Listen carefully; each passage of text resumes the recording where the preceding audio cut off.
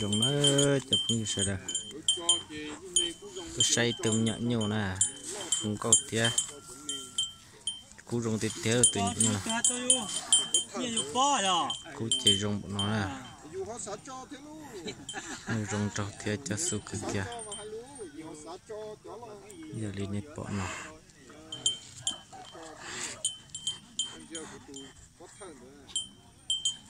chạy rong sắp lại đó, cái từ nhiều sắc cú cực kia nó nè, tao bọn rau thế nè, đây xí mà, hay lấy từ chữ hai chạy những sắc cực kia nè, cái từ nhiều từ là rong tan trọt, yeah, từ nhiều cú chia thứ là lo, thứ mê thế nè, hai nhận cha ta tạo lên nền trâu nè nè, phan nè.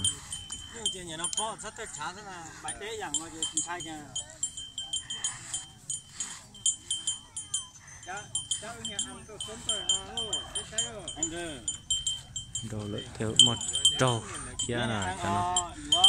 của chợ sơ cực kia này vì là hai sứ chỉ nhưng rau lại chỉ nhưng bỏ trâu xem nó thiết sỏi trắng sắp lờ nó